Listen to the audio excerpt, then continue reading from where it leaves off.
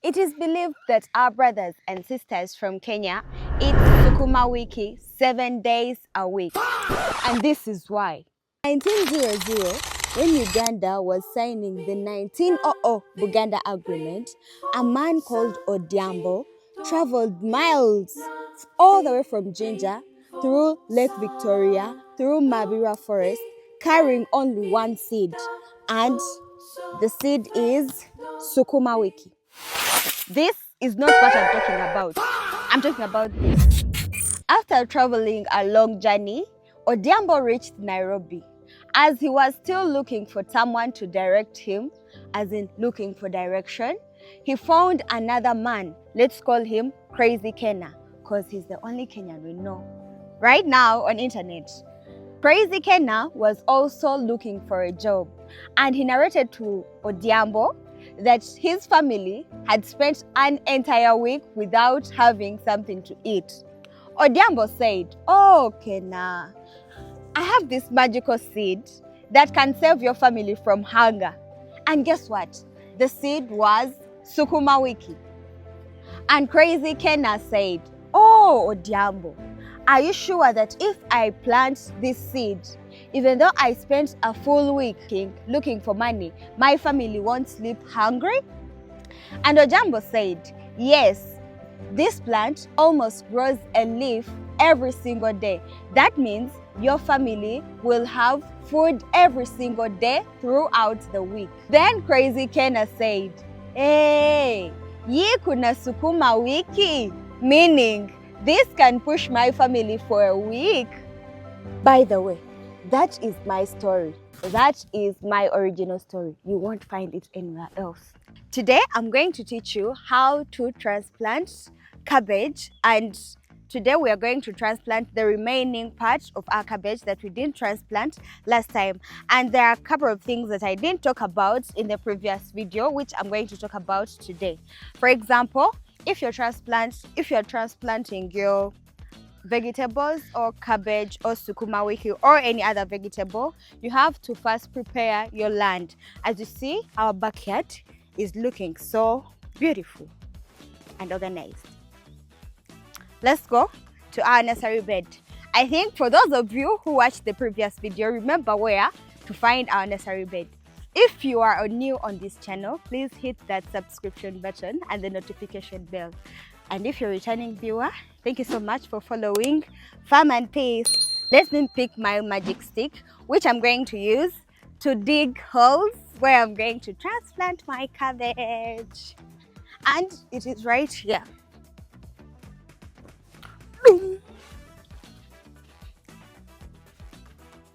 Back to the garden. And the other thing I didn't tell you, transplanting is always done in the evening hours when the sun is down. Since I said in the previous video that our seeds are very delicate, and remember we are bringing them from we are bringing them from the garden, from the nursery bed, and putting them to the garden. So meaning they don't have to be hit by sun. That's why transplanting is always done in the evening hours. As you see, we don't have any sun around. So we dig our hole.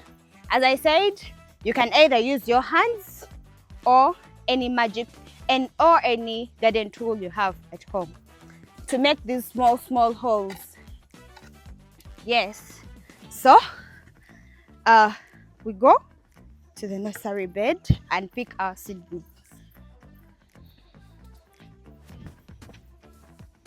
Yes, this is our backyard farm, and as I told you, I'm going to teach you how to grow all this. This is sukuma, this is spinach. We also have some oranges here. These are white eggplants. More sukuma, our eggplants, kale, and guess what? These are the cabbages we transplanted 2 weeks ago, and as you can see, they are growing, and soon we'll be having cabbages. Oh my God, they look so beautiful. Yes, we planted many, and this in particular is what we planted together. Yeah, are you seeing our cabbage? It is soon coming out. This is what I'm talking about. So come, let's go and get more seedlings.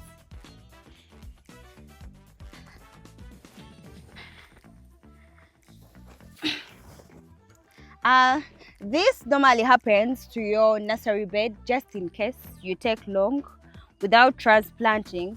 As you can see, some of our seedlings dried. It is so unfortunate that some of them dried, but we still have the resistant ones. So those are the ones that we're going to transplant, like this one and this one. So we have to make sure that they are all done.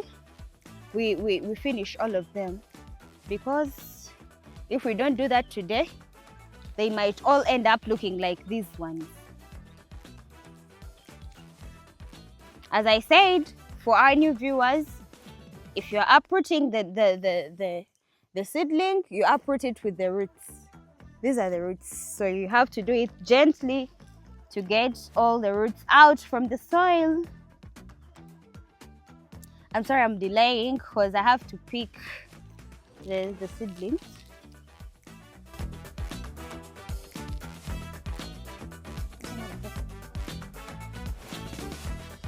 One of the reasons as to why we make these videos is to show you that you can actually grow nutritious vegetables right at home and in your backyard. And the other reason is to teach more young people on how to grow different plants, vegetables, and teaching them how our ancestors did it. How did our ancestors eat nutritious food without big gardens, without using a lot of energy? So this is what we're talking about. But also to encourage more young people to join farming, because we believe that this is our backbone. We believe that this is our backbone because as Africa, we didn't eat processed food. But today, we are trying to empower young people to grow their own food.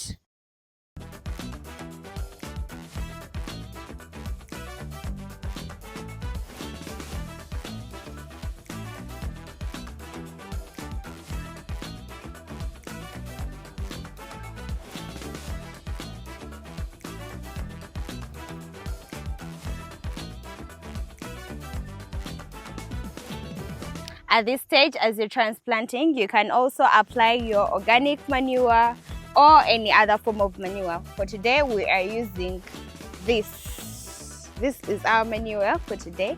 And after putting it, you're not supposed to put your seedling direct in the manure. You have to cover it with some soil and then put your seedling and cover with more soil, as I'm doing.